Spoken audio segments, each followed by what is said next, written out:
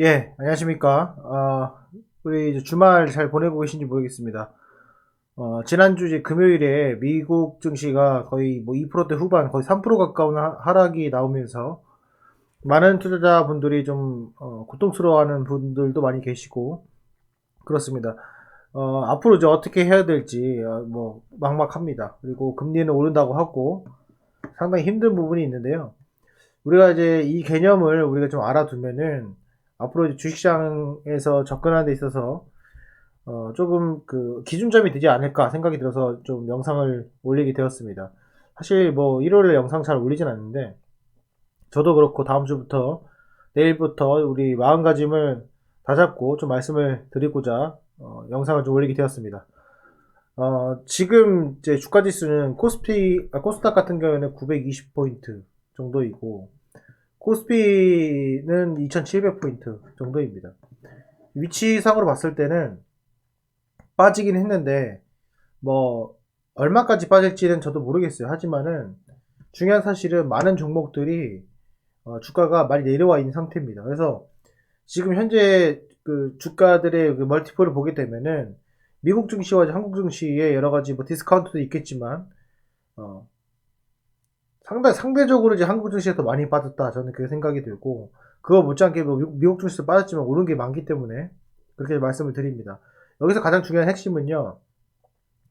주식시장에서의 불변은 뭐 여러 가지 뭐 차트나 기술적인 면도 있겠지만은 수요 공급은 논리적으로 불변입니다. 무슨 말이냐면 시장에 돈이 없으면 주가는 떨어지게 돼 있죠. 그건 불변입니다. 그 어느 누구도 부정할 수가 없죠. 시장에 돈이 없는데 어떻게 주가가 오르죠? 그거는 말이 안 되는 거거든요. 그러면은 부동산에서 들어오든지 아니면은 새로운 돈이 들어와야 되는데 예금 자금이 들어와야 되는데 이미 들어올 대로 다 들어왔단 말이에요. 그 상태에서 지금 금리를 올린다고 하다 보니까 미국 증시도 그렇고 이제 한국 증시도 그렇고 지금 많이 흔들리고 있는 상황입니다. 이런 상황이 지금 현재 가격을 대변하고 있느냐 아니면은 앞으로도 추가 하락이 있느냐라는 내용인데요.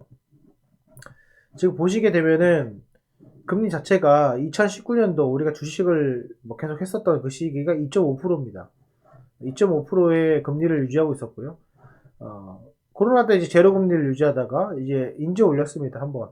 5월 달에 뭐 파월 의장이 이제 0.5% 올린다라는 이야기가 돌면서 상당히 힘들어하고 있는 것 같은데 저는 의외로 왜 0.75를 올리지 않지? 라는 그런 생각을 할 정도로 상당히 조금 나쁘지 않게 보고 있습니다. 왜냐하면은 금리가 이제 올라간다는 것은 뭐 다른 뭐 기축통화국이 아닌 다른 기업, 다른 회사들은 죄송합니다. 다른 나라들은 뭐 최소 1% 정도 어, 금리 차이를 보면서 지금 미리 올리고 있기 때문에 긴축이 된 상황입니다. 현재 위치에서 외국인 투자가 또 안 돼 있고 고환율을 유지하고 있기 때문에 더더욱더 그렇습니다. 그러면은 자금이 계속 빠져나가고 신규로 외화가 들어오지 않는 이런 현상들이 이어지기 때문에 당연히 장기적으로 봤을 때는 우리는 대비를 해야 됩니다.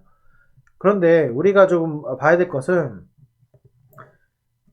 저는 그렇게 생각해요. 대원칙. 금리가 오르면 좋지는 않습니다. 계속 누누이 말씀드리지만 수요 공급의 논리를 벗어날 수가 없어요. 이 주식시장에서. 돈이 없으면 떨어집니다. 주가는. 회사가 실적이 어쩌고 나발이고 간에 돈이 안 들어오면 주식시장은 떨어집니다. 이거는 우리가 머릿속으로 인지를 해야 되고 앞으로 주식시장이 올라가게 되면 장기적으로 봤을 때는 주가에 좋은 영향을 끼치지 못한다.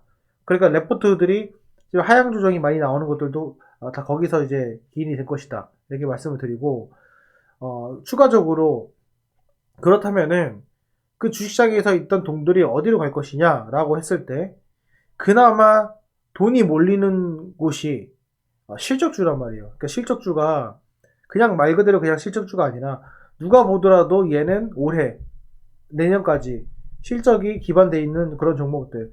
그거는 어떻게 우리가 알 수 있냐면 2021년도에 많은 대한민국의 상장 기업들이 시설 투자를 한 기업들이 많이 있습니다. 그런 기업들을 잘 보시면은 그런 기업들은 이미 확보가 돼 있죠. 이미 그 수량이 확보가 돼 있고 없어서 못 파는 경우가 상당히 많습니다. 그래서 그런 회사들의 재고자산들을 보게 되면은 재고자산 비율이 상당히 적은 것을 알 수가 있죠.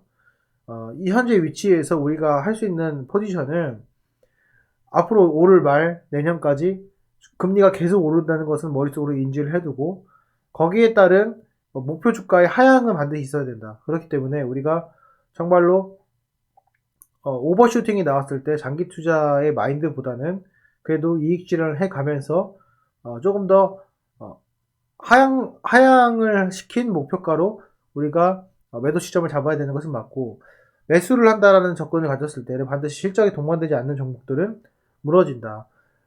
테마주도 말입니다. 이게 수급이 몰리고 돈이 몰려야지 이제 올라가는 것이지, 그렇지 않으면 안 올라간단 말이에요. 그래서 예전에는 같은 테마더라도 실적이 동반되건 안 되건 간에 다 올라갔다면은 이제는 실적이 동반된 것들만 올라갈 수밖에 없습니다. 그래서 지금 중요한 것들 중에 하나가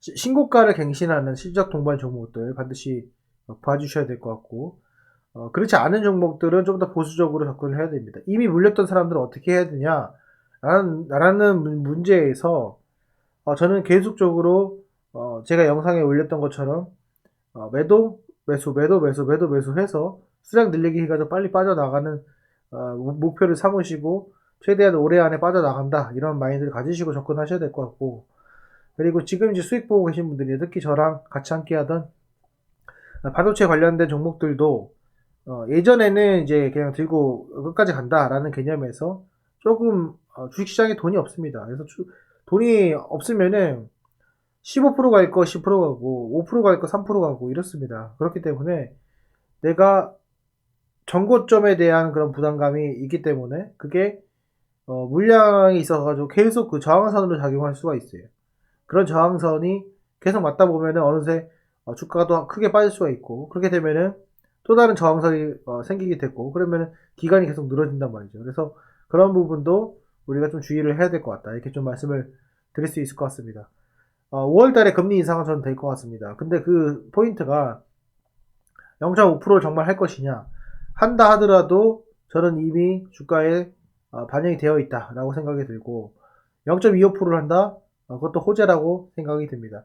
그렇게 하면서 주가가 또 반등을 했을 때, 이제는 다시 올라가는구나 라는 생각을 하는 것보다는 조금 더 보수적으로 내가 비슷하게 리듬을 타서 매수 매도를 반복하면서 수량 늘리기로 대응을 하시는 것이 어떨까, 이렇게 개인적으로 생각을 합니다. 그래서 이 점 여러분 참조하시고, 그리고 다음 주부터는 이제 실적 발표들이 많이 나오고 있습니다.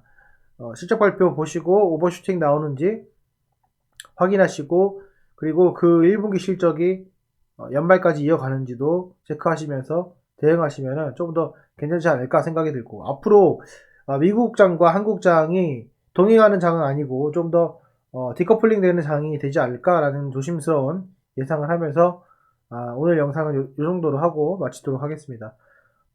상당히 이제 고민이 많으시고 좀 힘드실 텐데, 저도 저의 의견을 좀 가감없이 이 영상으로 담음으로써 여러분들이 판단하는 데 있어서 조금이나마 도움이 됐으면 좋겠습니다. 예, 오늘 영상은 여기까지 하겠습니다. 감사합니다.